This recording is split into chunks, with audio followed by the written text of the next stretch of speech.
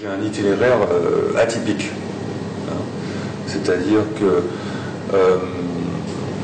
je suis à la fois un chercheur, un physicien et un ingénieur.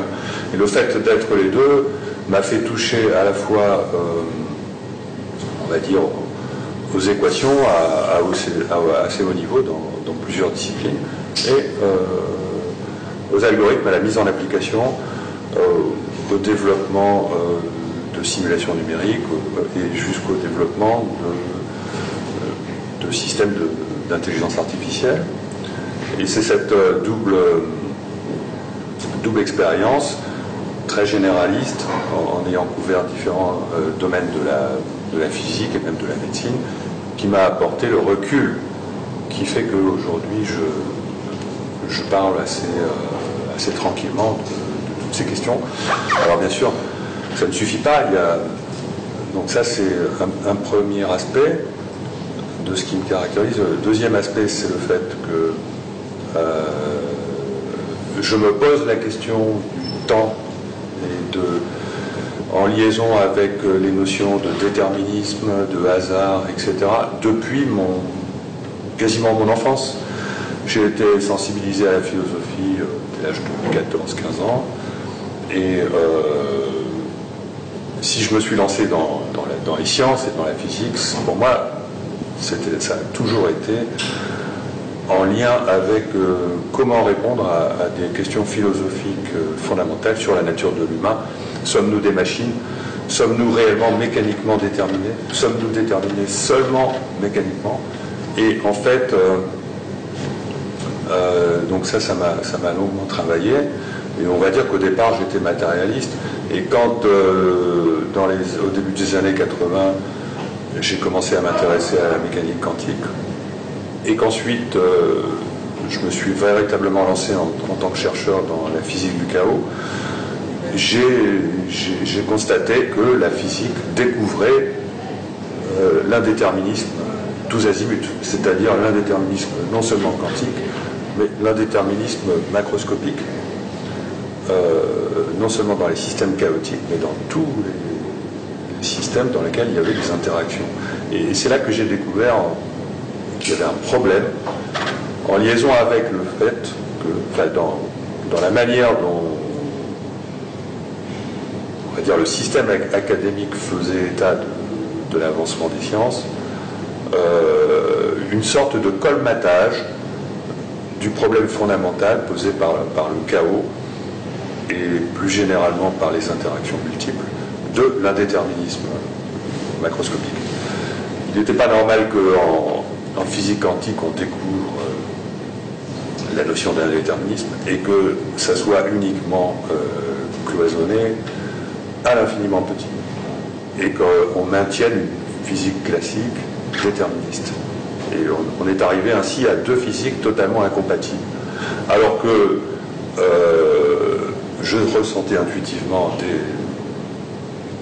pendant que j'étais étudiant, et j'ai trouvé la confirmation de ça dans ma carrière, au début de ma carrière, qu'il n'y avait pas d'incompatibilité et que l'indéterminisme quantique était tout simplement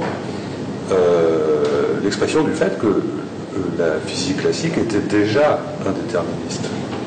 Mais pour comprendre ça, il fallait rentrer dans le fin fond de l'information. Il ne fallait pas seulement rester au niveau des équations, parce que les mathématiques des équations ne permettent pas de comprendre ce problème.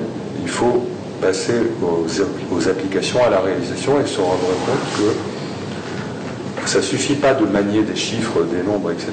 Il faut manier aussi la mémoire associée. Hein, c'est-à-dire que lorsqu'on fait des opérations, lorsqu'on fait des calculs, on oublie trop souvent qu'on travaille avec de la mémoire, et que si on multiplie par exemple deux nombres à 8 bits, hein, par exemple, compris chacun entre 0 et 256, hein, on va fabriquer un nombre à 16 bits. Et si on met ce nombre à 16 bits dans seulement 8 bits, on perd de l'information. Et ça, les physiciens sont passés à côté de cette histoire-là, parce que l'informatique, tout simplement, n'existait pas encore et débutait au moment où moi je débutais ma carrière. Donc il fallait vraiment avoir développé des compétences en informatique pour se rendre compte du caractère fondamental de ce problème. Or, les physiciens, aussi illustres soient-ils, à l'époque où moi j'ai commencé ma carrière, étaient complètement ignorants de cette affaire-là, et quand ils la connaissaient, ils la considéraient comme un problème technique. Et donc, le problème de l'information liée aux interactions multiples, au chaos, etc., a été complètement occulté par la physique moderne, et moi j'ai conservé ça comme en travers. C'est-à-dire que je me suis dit, non, là il y a un problème, la science déconne, je respecte beaucoup, mais franchement, moi je ne me considérais pas comme quelqu'un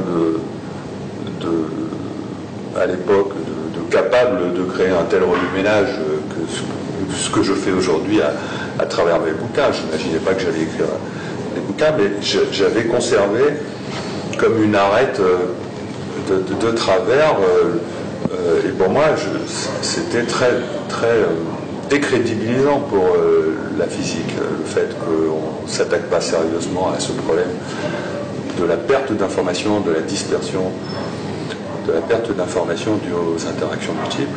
Et donc ça c'est le deuxième aspect, dont j'ai compris plus tard qu'il était en liaison avec le temps, et en lisant les livres d'Étienne Klein, ça y est, c'est là que m'est venue la solution. C'est-à-dire que ce que je ne comprenais pas, c'est comment est-ce que notre futur pouvait se déployer, comment est-ce que notre réalité pouvait commencer à fonctionner, alors que la mécanique ne permettait pas de calculer ce futur-là. La mécanique, en manque d'informations, pour différentes raisons dont je ne vais pas parler, ne permet pas de prévoir le futur. On ne sait pas, par exemple, prévoir la météo. On ne sait pas prévoir tout un tas de choses. C'est pas parce que c'est imprévisible, c'est réellement parce que c'est indéterministe. Ce qui est un problème réglé tout simplement par le fait que le futur est déjà réalisé. Et donc, c'est pas un problème. Simplement, la mécanique ne fonctionne pas dans le temps ordinaire. Le temps n'existe pas. Le futur est déjà déployé. Et l'indéterminisme sert simplement à rendre l'univers flexible. L'indéterminisme, qu'il soit quantique ou macroscopique, sert simplement à faire en sorte que ce futur déjà réalisé puisse changer.